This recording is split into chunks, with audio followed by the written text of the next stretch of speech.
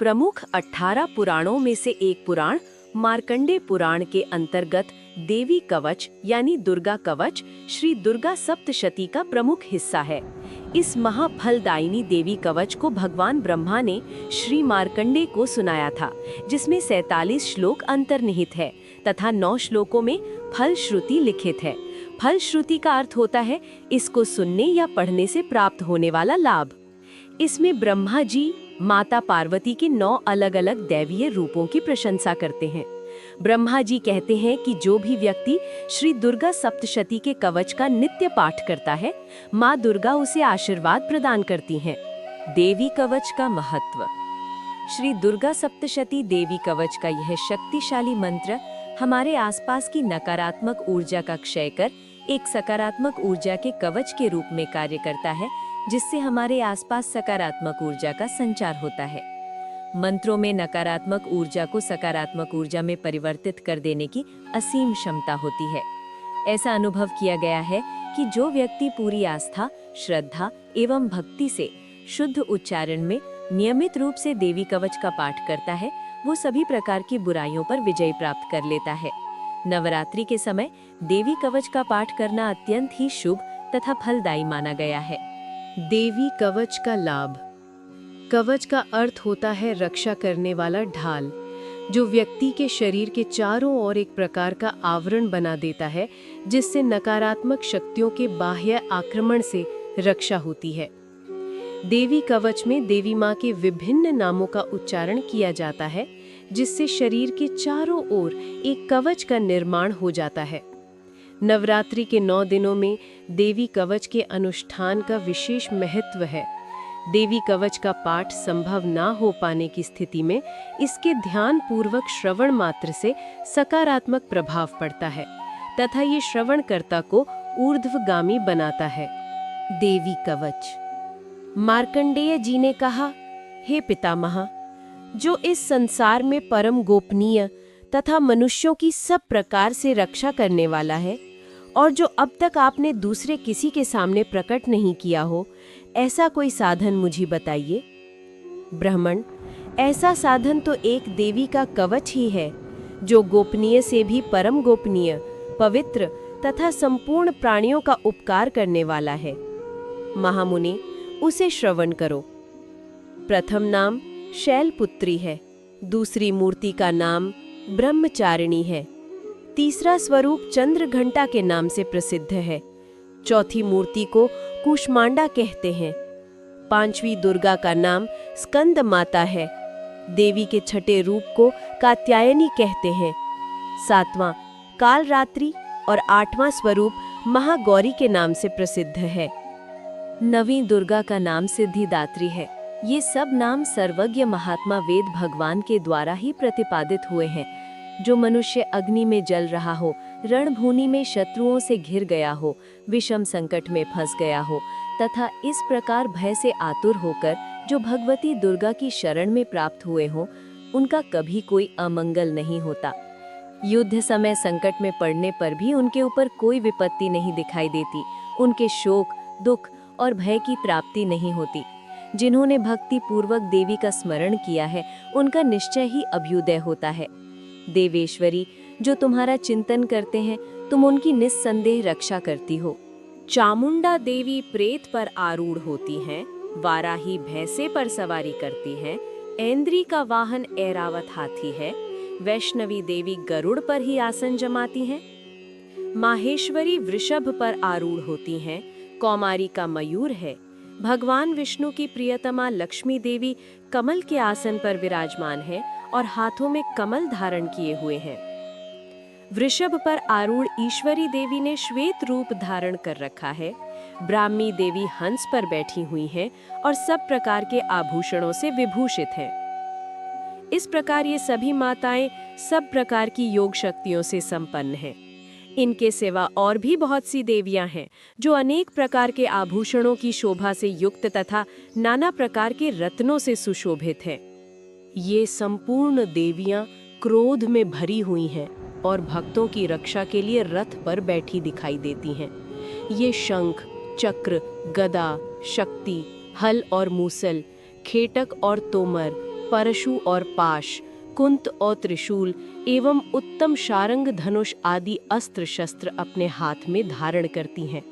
दैत्यों के शरीर का नाश करना, भक्तों को अभय दान देना और देवताओं का कल्याण करना, यही उनके शस्त्र धारण का उद्देश्य है।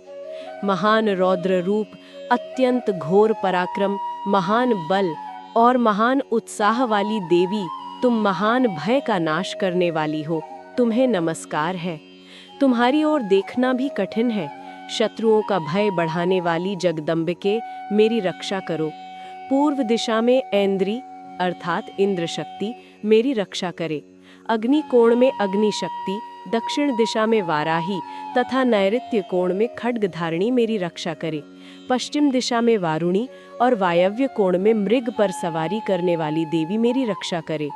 उत्तर दिशा में कौमारी और ईशान कोण में शूलधारिणी देवी रक्षा करे।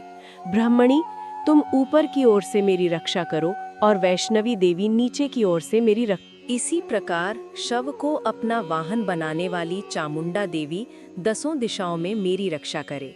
जया आगे से और विजया पीछे की ओर से मेरी रक्षा करे।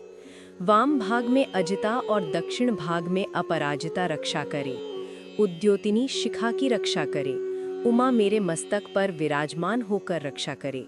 ललाट में मालाधारी रक्षा करे और यशस्विनी देवी मेरी भौहों का संरक्षण करे। भौहों के मध्य भाग में त्रिनेत्रा और नथनों की यमघंटा देवी रक्षा करे। नेत्रों के मध्य में शंखिनी देवी और द्वारवासिनी देवी कानों की रक्षा करे। कपोलों की कालिका देवी और कानों के मूल भाग की भगवती शांकरी रक्षा करे। नासिका में सुगंधा और ऊपर के ओंठ में चर्चिका देवी रक्षा करे। नीचे के ओंठ में अमृतकला तथा जीवा में सरस्वती रक्षा करे। कौमारी दांतों की और चंडिका कंठ प्रदेश की रक्षा करे। चित्रघंटा गले की घांटी और महामाया तालु में रहकर रक्षा करे। कामाक्षी ठोड़ी की और सर्वमंगला मेरी वाणी की रक्षा करे। भद्रकाली ग्रीवा में और धनुर्धरी पृष्ठवंश या मेरुदंड में रहकर रक्षा करे। कंठ के बाहरी भाग में नीलग्रीवा और कंठ की नली में नलकूबरी रक्षा करे। दोनों कंधों में खड्गिनी और मेरी दोनों भुजाओं की वज्रधारिणी रक्षा करे। दोनों हाथों में दंडिनी और उंगलियों में अंबिका रक्षा करे। शूलेश्वरी नखों की रक्षा करे। कुलेश्वरी कुक्षी में रहकर रक्षा करे। महादेवी दोनों स्तनों की और शोक विनाशिनी देवी मन की रक्षा करे। ललिता देवी हृदय में और शूलधारिणी उदर में रहकर रक्षा करे। नाभि में कामिनी और गुहे भाग की गुहेश्वरी रक्षा करे। पूतना और कामिका लिंग की और महेशवाहिनी गुदा की रक्षा करे। भगवती कटी भाग में और विंध्यवासिनी घुटनों की रक्षा करे। संपूर्ण कामनाओं को देने वाली महाबला देवी दोनों पिंडलियों की रक्षा करे। नारसिंही दोनों घुट्टियों की और तेजसी देवी दोनों चरणों के पृष्ठ भाग की रक्षा करे। श्री देवी पैरों की उंगलियों में और तलवासिनी पैरों के तलवों में रहकर रक्षा करे।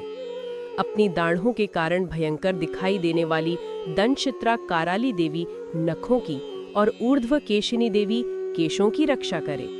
रोमावलियों के छिद्रों में कौबेरी पार्वती देवी रक्त, मज्जा, वसा, मांस, हड्डी और मेद की रक्षा करे। आंतों की कालरात्रि और पित्त की मुकुटेश्वरी रक्षा करे। मूलाधार आदि कमल कोशों में पद्मावती देवी और कफ में चूड़ामणि देवी स्थित होकर रक्षा करे। नख के तेज की ज्वालामुखी रक्षा करे, जिसका किसी भी अस्त्र से भेदन नहीं हो सकता। वो अभेद्या देवी शरीर की समस्त संधियों में रहकर रक्षा करे। ब्रह्माणी, आप मेरे वीर्य की रक्षा करे। छत्रेश्वरी छाया की तथा धर्मधारिणी देवी मेरे अहंकार, मन और बुद्धि की रक्षा करे। हाथ में वज्र धारण करने वाली वज्रहस्ता देवी मेरे प्राण, अपान, व्यान, उदान और समान वायु की रक्षा करे। कल्याण से शोभित होने वाली भगवती कल्याण शोभना मेरे प्राण की रक्षा करे। रस, रूप, गंध, शब्द और स्पर्श इन विषयों का अनुभव करते समय योगिनी देवी रक्षा करे तथा सत्व गुण, रजोगुण और तमोगुण की रक्षा सदा नारायणी देवी करे। वाराही आयु की रक्षा करे, वैष्णवी धर्म की रक्षा करे तथा चक्रिणी चक्र धारण करने वाली देवी यश, कीर्ति, लक्ष्मी, धन तथा विद्या की रक्षा करे। इंद्राणी, आप मेरे गोत्र की रक्षा करे। चंडिके, तुम मेरे पशुओं की रक्षा करो। महालक्ष्मी पुत्रों की रक्षा करे और भैरवी पत्नी की रक्षा करे। मेरे पथ की सुपथा तथा मार्ग की क्षेम करी रक्षा करे। राजा के दरबार में महालक्ष्मी रक्षा करे तथा सब ओर व्याप्त रहने वाली देवी, जो स्थान कवच में नहीं कहा गया है, रक्षा से रहित है, वह सब तुम्हारे द्वारा सुरक्षित हो, क्योंकि तुम विजयशारिणी और पापनाशिनी हो। यदि अपने शरीर का भला चाहे तो मनुष्य बिना कवच के कहीं एक पग भी न जाए। कवच का पाठ करके ही यात्रा करे। कवच के द्वारा सब ओर से सुरक्षित मनुष्य जहाँ जहाँ भी जाता है, वहाँ वहाँ उसे धन लाभ होता है तथा संपूर्ण कामनाओं की सिद्धि करने वाली विजय की प्राप्ति होती है। वह जिस जिस अभीष्ट वस्तु का चिंतन करता है, उसको निश्चय ही प्राप्त कर लेता है। वह पुरुष इस पृथ्वी पर तुलना रहित महान ऐश्वर्य का भागी होता है। कवच से सुरक्षित मनुष्य निर्भय हो जाता है। युद्ध में उसकी पराजय नहीं होती तथा वह तीनों लोकों में पूजनीय होता है। देवी का ये कवच देवताओं के लिए भी दुर्लभ है। जो प्रतिदिन नियम पूर्वक तीनों संध्याओं के समय श्रद्धा के साथ इसका पाठ करता है, उसे दैवी कला प्राप्त होती है तथा वह तीनों लोकों में कहीं भी पराजित नहीं होता। इतना ही नहीं, वह अप्रमृत्यु रहित हो 100 से भी अधिक वर्षों तक मकरी, चेचक और कोढ़ आदि उसकी संपूर्ण व्याधियां नष्ट हो जाती हैं। कनेर, भांग, अफीम, धतूरे आदि का स्थावर विष, सांप और बिच्छू आदि के काटने से चढ़ा हुआ जंगम विष तथा अहिफेन और तेल के संयोग आदि से बनने वाला कृत्रिम विष, ये सभी प्रकार के विष दूर हो जाते हैं। उनका कोई असर नहीं होता। इस पृथ्वी पर मारण मोहन आदि जितने आभिचारिक प्रयोग होते हैं तथा इस प्रकार के मंत्र यंत्र होते हैं, वे सब इस कवच को हृदय में धारण कर लेने पर उस मनुष्य को देखते ही नष्ट हो जाते हैं।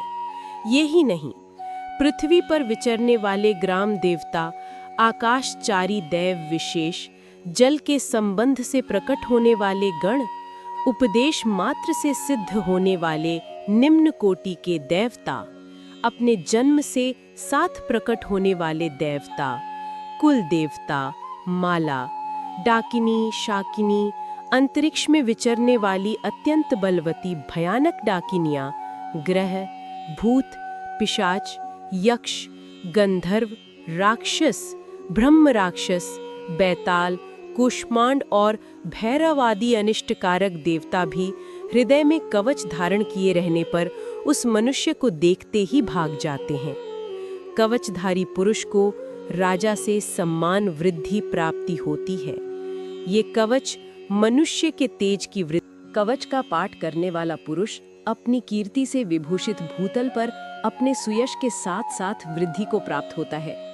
जो पहले कवच का पाठ करके उसके बाद सप्तशती चंडी का पाठ करता है, उसकी जब तक वन, पर्वत और काननों सहित ये पृथ्वी टिकी रहती है, तब तक यहाँ पुत्र पौत्र आदि संतान परंपरा बनी रहती है। देह का अंत होने पर वह पुरुष भगवती महामाया के प्रसाद से नित्य परम पद को प्राप्त होता है, जो देवताओं के लिए भी दुर्लभ है। वह सुंदर दिव्य रूप धारण करता और कल्याण शिव के साथ आनंद का भागी होता है।